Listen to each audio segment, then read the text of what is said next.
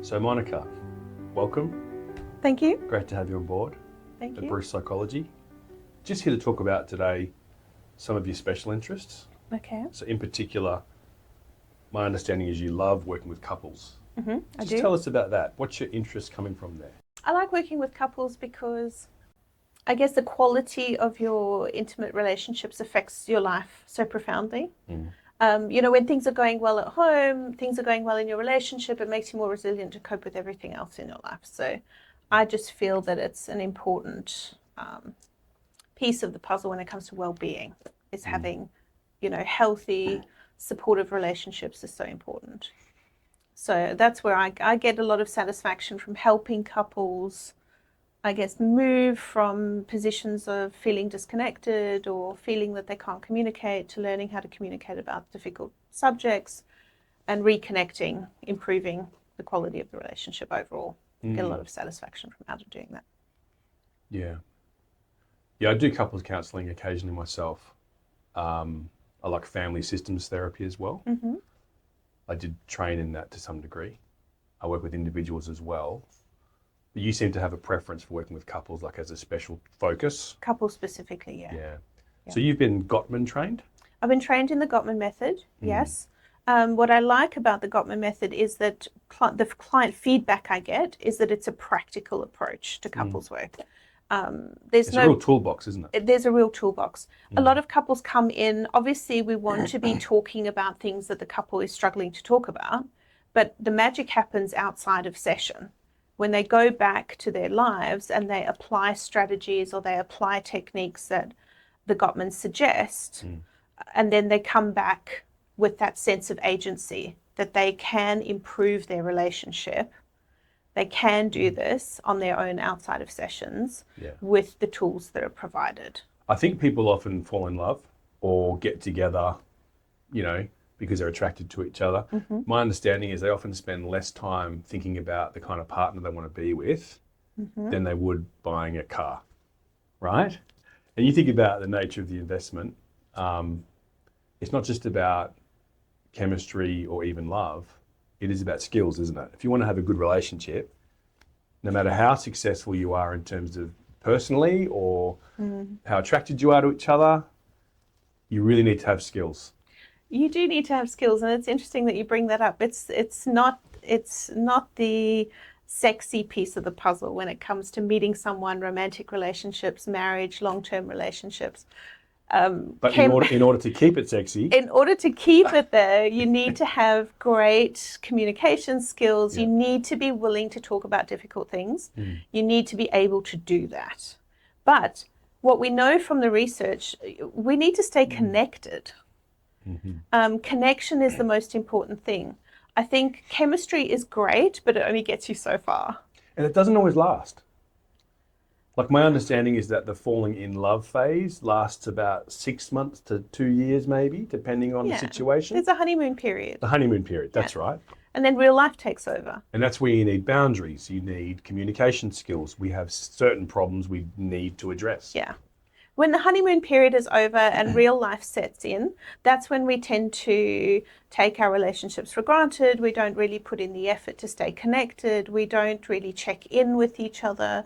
Or children come along and then all of those things feel secondary. But they're not secondary, because the better connected you are and the more you can talk about what's happening for you emotionally and what's happening for you just in general in life with each other, and the more you associate each other with stress relief and not stress creation. It's the building up of association, isn't it? The better you are in the longer term, definitely. Yeah, if you keep having extreme conflict with your partner, you start associating them with stress. You do. And when we have this disconnection that occurs in that context, you start to associate, I feel better when they're not around. I may as well be on my own, because I don't view my partner as being someone that I solve problems with. They're someone that creates stress for me or creates problems for me. I found that a lot of people these days in the 21st century, especially amongst Gen Z, to some degree millennial or beyond, it's all about what I'm looking for in someone else. It's all about what they can bring to my life. it's not necessarily a focus on what value I can bring to the relationship, right? Like how can I value add, so to speak, to the dynamic between us? What am I doing or not doing that's making this stronger? That actually makes me think about one of the things that people are nervous about couples therapy. Lots of people are nervous about coming to couples therapy because they're worried that they're going to be labeled the problem. And To be blamed, targeted, they're going to be singled blamed out. for what's going on. And very often, actually, that can be what motivates people to come to couples therapy is they'll be like, okay, I'm going to bring my partner to couples therapy so that the couples therapist can help my partner understand that they're the problem. Right? And I understand that. And I understand the fear associated with that and why you might then resist going. But I want to reassure people that that's not the task of the couples therapist. So if you come to couples counseling, the one thing that I'm going to do is help each of you understand the contribution you're each making to the quality of the dynamic between the two of you. So you evenly distribute the blame. You know, that's the one thing that if you want to have a happy long-term relationship, you need to be able to take accountability for the contribution you're making. That's a better term, accountability. You need to be accountable for the contribution you're making. Yeah. And that can be uncomfortable, of course, but very powerful. What's an example of a couple of skills or tools that a couple coming to see you would take away from the sessions? I think some of the most powerful skills that we can develop in session together is the ability to listen with the motivation to understand rather than listen with the motivation to respond. I think that's one big thing that we do wrong in relationships. When we are talking about difficult things, we get on the defensive, which makes sense because many of us are in the habit of describing the other person when we're trying to describe what the problem is. You know, I'll be describing all the things you're doing to upset me, and you would naturally then fall into a position of defense. Yes. You'd want to defend yourself. But when you start defending yourself, I almost have to now present even more evidence as to why. So you get into like this is a problem. Stalemate. Yeah. Criticism and defensiveness spiraling. I describe it to couples as then you've rung the bell and the fight is on.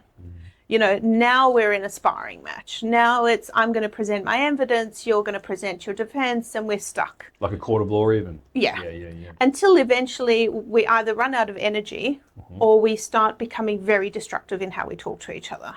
Or even, so it escalates. Even disrespectful, even Absolutely. Abusive. Absolutely. The contempt comes in. So that's when you start the name calling, the sarcasm, the eye rolling, the, oh my God, here we go again. Yeah. Right? You always do this. Why can't you let anything go? The always and the never. The always and the never. We're stuck in that cycle. So one of the most powerful things that we can develop is the ability to listen with empathy and with the aim of understanding what is my partner feeling and why are they feeling that way before we then start to problem solve. The Gottmans call it postponing persuasion. We really need to understand what the problem is before we can start negotiating a solution. And unfortunately, it's a gender stereotype perhaps, but women are often coming to these conversations with, I want you to understand how I feel. And men are listening to the conversation with, what's the problem? How can I find a solution? How can I fix it? How can I fix it? I've often seen that with couples. The woman, as may be the case, will be wanting to decompress. They want to connect. They want to be understood emotionally. Yep. And be listened to. Yep. And empathized with. Yep. And the man, and this is generalizing, wants to know what the problem is so he can fix it, as you just said. Yeah. And he gets frustrated because she won't necessarily welcome the fix because she doesn't want the fix. She doesn't want the fix. So they're playing a different game, aren't they? They're playing a completely different game. Different rules, yeah. And that's where, you know, couples work can help you both develop the ability to have understanding and empathy for the position you're taking in that conversation. But postponing persuasion and learning to listen, genuinely listen without defensiveness is hugely powerful for couples. The Gottmans are good in the sense that they provide tools and strategies, some of them even conversational templates that we can use in session to practice these skills that provide a bit of a roadmap for having challenging conversations about difficult topics or about, the Gottmans call them perpetual problems. Most relationships, there is at least one unsolvable problem. There's some thing that you both disagree on or that you're never able to resolve. And we know from the research that it doesn't actually matter if you've got these unsolvable problems. What matters is how you talk about them. And that's what shifts in couples therapy. So this is where the couple can take away a new set of skills where they each have the ability to translate their love or their intention into a capacity to actually demonstrate that and receive that. Yeah. Right? Yeah. And whatever might be obstructing that and getting in the way of that, they can become aware of that and learn to manage that. Yeah. And lots of people will be, look, I know that that's what I need to do, but how? And you tell them the how. And the Gottmans provide the how. So there's lots of different psychotherapies out there: solution-focused brief therapy, psychodynamic, cognitive behavioral. There's trauma therapies like EMDR. The Gottman counseling method is one of the tools that you use. Yes. But I should imagine that you'd be informed by cognitive behavior therapy and all sorts of other things like that, right? Yes, absolutely. Yeah. There are other approaches and other theories that we can bring in to help inform how we do couples work. But I guess the foundation of my approach is the Gottman method. Yeah. And also the important thing to understand about couples therapy is that we're not doing individual therapy. Individual therapy is a different thing. Couples work is focused on the dynamic between the two of you. Yeah. Now, naturally, there might be one, or other thing that's happening for you individually that needs addressing.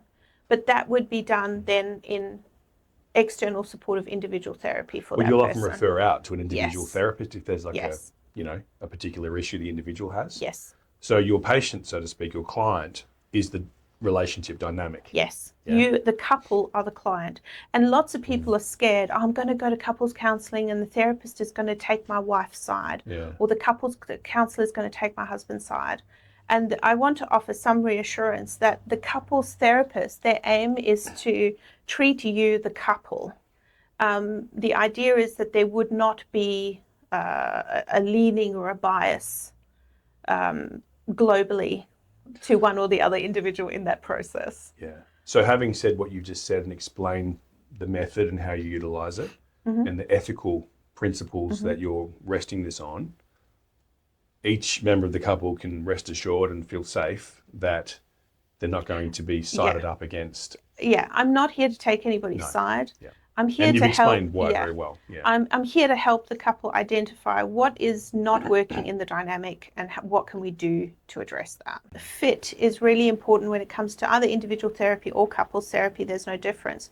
You want to feel that the couples therapist understands you and it understands the problems that you're facing and that you feel comfortable with them in general. So the first session's a bit of an interview. Yes. Can we do this work?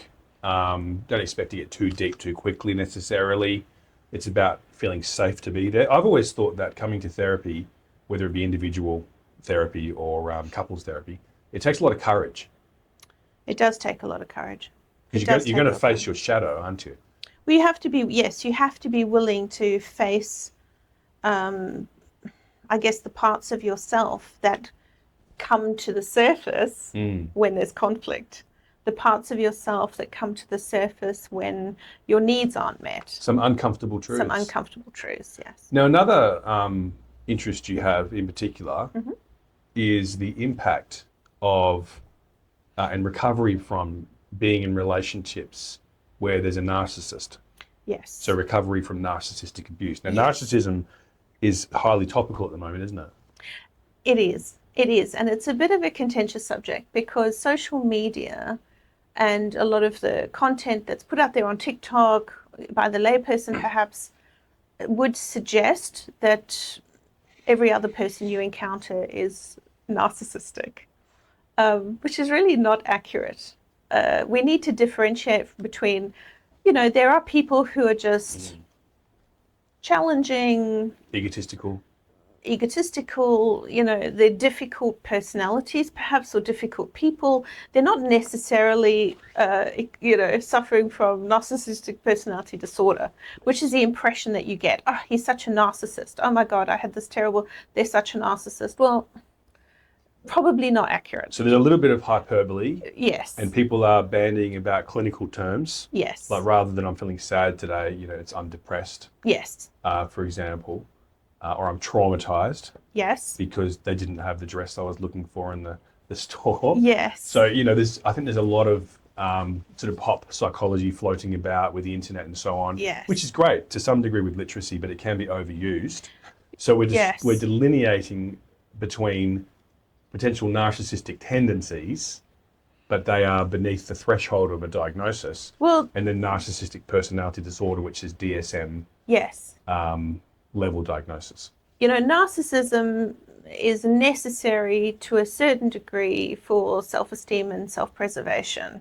Narcissism traits, you can be high in narcissistic traits, which can be problematic, and those relationships can be very damaging. I'm not going to ignore that. Too much. But there are specific diagnostic criteria for narcissistic personality disorder. So is that the reason you're interested in recovery from narcissistic abuse? Mm-hmm. Because there are people out there who actually are quite impacted. Yes, very much so. It's not that uncommon anymore, is it? No, it's not. It really isn't. And I guess I started to develop an interest in the impact of being in a relationship with a narcissistic person, or a person high in narcissism, because we see that in individual therapy. If you've got a parent or a sibling or an employer or a co-worker who's high in narcissism, it can be a very challenging dynamic to navigate. Also in romantic relationships. So maybe you could just describe narcissism or a narcissistic personality in general, so people could become more aware of what signs to look out for. I would say that the red flags would be if I'm talking to someone who's considering, do I need to come to therapy? How you might see this in your romantic relationship would be a pattern of behavior. And that's important to understand. This is not someone who behaves badly or behaves aggressively one instance.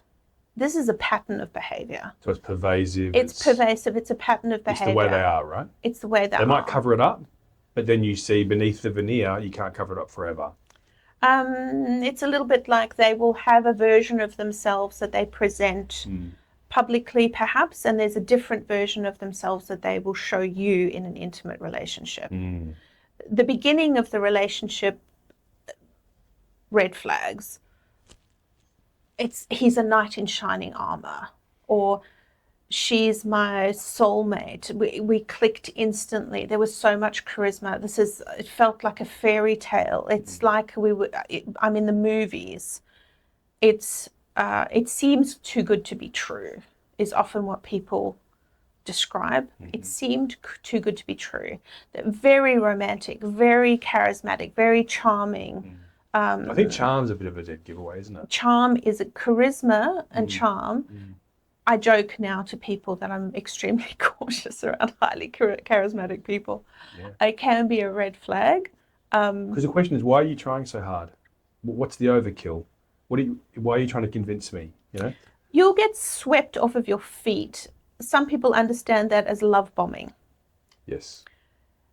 Now, there's a strategic purpose to that. I'm going to show you what the relationship can be like. After I know that you're committed to the relationship, I'm not going to make that effort anymore. Right now I know you're committed. You're in the relationship with me, so I'm not going to do that. As a person high in narcissism, I'm now going to systematically devalue you.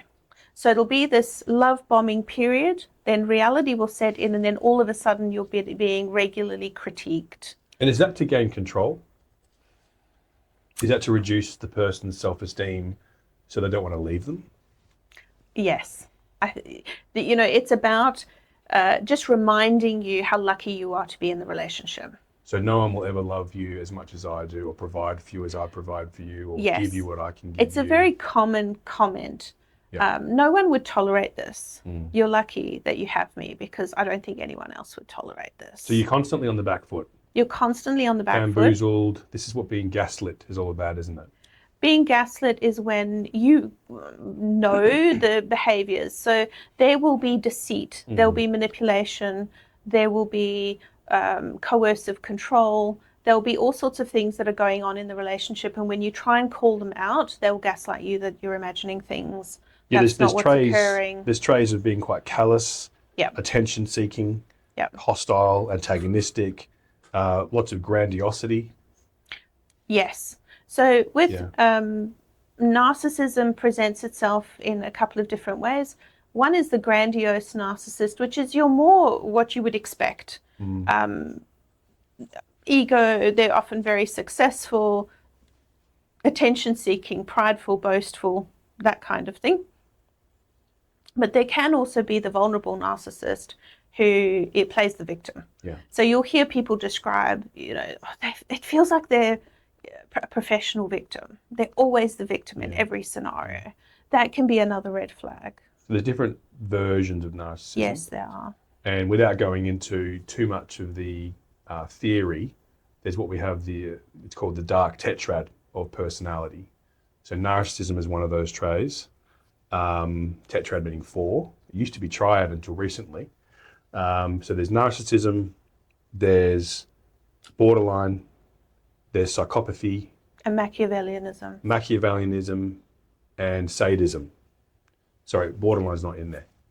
It's psychopathy, narcissism, Machiavellianism, and then there's sadism. So sadism is taking pleasure in people's pain, whether it be their embarrassment or their shame or actual physical pain, which is really awful. And then you have Machiavellianism, which I've always looked upon as sort of like a political manipulativeness, coalitions and, triangulations and things like that. And then, of course, you have psychopathy, which is the inability to have any empathy for others. And, sometimes these people become, things like serial killers and whatnot. And then, of course, you have narcissism, which is what we're talking about. So what's the sort of impact that a narcissist, whether it be high tendencies or potential personality disorder, what's the impact on someone that they were to partner up with that you've noticed? There's quite a fallout, isn't there? There is a massive fallout for a person who's been in a relationship with a narcissist, whether that's a child of a narcissist or a partner of a narcissist. The one thing that I hear most often is, I feel crazy. I don't understand why they do what they do, or I don't understand, the goalposts keep moving. I feel crazy. They're trying to make sense of a situation that doesn't make sense.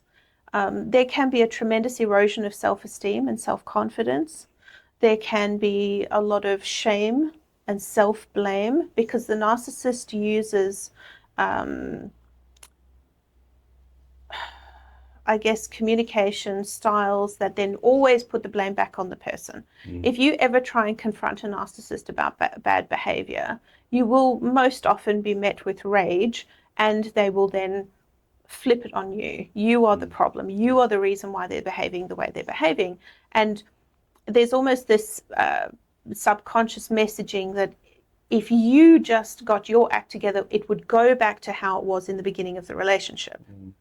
So they've shown you the potential. They've shown you that they're capable of making you feel like the most special person on earth. If you agree with them all the time. And they convince you systematically over the course of the relationship that you're the reason why the relationship isn't like that anymore. If you have a sense of self, if you have needs or interests or wants that are not necessarily theirs, that's where you can come up to conflict, to friction. Absolutely. As opposed to just falling into their slipstream and doing everything they want and need and agreeing with them at all times. Narcissists also tend to isolate you from social support. So they will triangulate your relationships. What that means is that they'll draw in third persons and manipulate that third person to achieve whatever they want to achieve in the relationship. what often happens then is that they will convince you, oh, this best friend of yours, this relative of yours is a bad influence on you, or they just want you to break up with me. I don't like who they are, or they behave badly, and they systematically isolate you away from social support. So when you have a client come to you and you're doing your assessment and say they've had a bad breakup or they might still be in the relationship, and you start to pick up signs that their partner or ex-partner is a narcissist, do they often know that's the case? No. I often explain to clients that you don't see what you're not looking for. Lots of clients feel a tremendous sense of embarrassment and shame that they didn't see it, or that they didn't, how did they fall into this relationship? Why have they stayed in the relationship as long as they have? It's really important to understand the impact of intermittent reward. So it's much like gambling. You know, if you play a pokey machine, you put the coin in and you know that at some point you're going to have a win. You're just not sure when. Yeah. And that's a bit like a relationship with a narcissistic person. You know that there are going to be good days, and some of those days are going to be really good days. You just don't know when. So you stay. And you've also been convinced over time that it's always your fault. It's always your fault. There's not going to be much accountability from a narcissist. Oh, no. Or honesty. No. Or apology. No. There's going to be a withholding of that. Yes. And a shifting of the blame onto you. Yes. And they're obviously very good at manipulating you to make you believe that it is your fault. Yes. Or there's something wrong with you. Yes. Or they gaslight you, or there's subterfuge, they change the subject. Yes. Right? Or go to poor me. Yes. You know, I can't believe you're attacking me. Yes. So they're very good at it. And that's also largely why I think a lot of people aren't aware they've actually been with a narcissist. Absolutely. And lots of people will come in and go, I can't even really explain what is wrong. Yeah. They just, they know that it's wrong. They can't really put their finger on it. And what makes it worse is that the narcissist presents themselves very differently to the outside world. So the friends will be like, what are you talking about? No, they're wonderful. They're not capable. No, they wouldn't. That's not their motive. So you get this gaslighting almost from the people in your life as well, because they only see the external version. They don't see the behind closed doors version. I think as a clinician, though, in this field, a practitioner, you do start to get better at spotting them, don't you? You do. And that's where I became interested in helping people recover from narcissistic abuse. The relationship, with the love bombing and then this pattern of devaluation, but occasional breadcrumbing, which is what breadcrumbing is, when they show you a glimpse of what it was like. They show you a glimpse of the potential, how it could be if you just got your act together, if you just behaved yourself properly. This is how it could be. Unfortunately, the tragedy is that narcissists often then, when you stop being useful to them, which is one thing that you need to understand, they're in a relationship with you because you're useful to them. Either you're assisting in making them look good, or you're making their life easier, or that type of thing. They will and often do discard you. It's very transactional. Very transactional, and the discard can be very sudden and very painful and confusing. And you're going to leave broken, thinking that no one else will have you. You've been programmed for God knows how long to think that you're the worst person in the world and it's always your fault. So I can understand some of the needs for recovery there. So it sounds to me like a large part of your intervention here to help people is to actually help them become aware that they've been in this relationship. Yep. Then once they are aware, what would you do to help them to recover? There's quite a bit of work involved in that, but I think that the first steps is to really understand what has happened, how the dynamic has worked, so that you can radically accept the reality of it. Part of that acceptance is understanding that it's not you. You can't win, and it's not going to change. Because what happens is, even if there's a discard, the narcissist will often come back around. It's like the on again, off again. They'll hoover, if they can still gain something from the dynamic or from the relationship, they'll be in the background. So they really have to accept it's never going to change. It's never going to change. You have to, once a narcissist, always a narcissist, because they're not really interested in recovery most of the time, are they? They're not going to seek therapy and say, oh, please help me be less narcissistic. It's not common, no. It's not common because the distress felt is usually the people that are in the relationship with the narcissist, not the narcissist themselves. My understanding is that a lot of the time narcissists would present for therapy for other reasons like financial problems. There or might be financial work problems. Yes, or they've been mandated to attend. Mandated, like by a court or something like that. Yeah. Or they've been asked to attend by a partner and they're attending to satisfy that request. But in terms of a genuine desire to take accountability for self and grow themselves, unlikely. So it sounds to me like a large outcome for recovery from narcissistic abuse in relationships is to help the person realise that it wasn't their fault. They might have done something that contributed to it, but they weren't being the narcissist. And to also rebuild their self-esteem that would be quite shattered by this. Education on what is a narcissist and how to spot the red flags going forward. That would be really important too. Anything else that you would share in terms of what's helpful? For recovery? For recovery, yeah. Self-care and development of good, supportive, protective boundaries is a big piece of the puzzle. Learning how to let the right people in.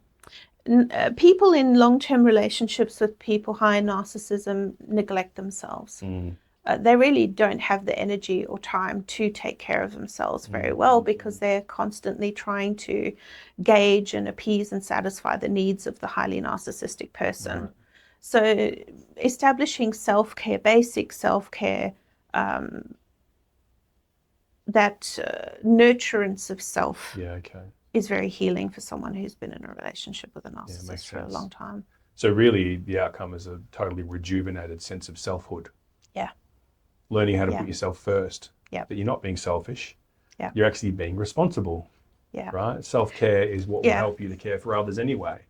And relearning that it is absolutely okay to have needs in a relationship. There's really no such thing as being overly emotionally needy. You're often trained by the narcissist that you're overly sensitive or you're too needy whenever you come with any level of complaint. Yeah. So it's realizing it's always thrown back in your face, isn't it? Whereas I've often found with couples is that what resists persists. Okay.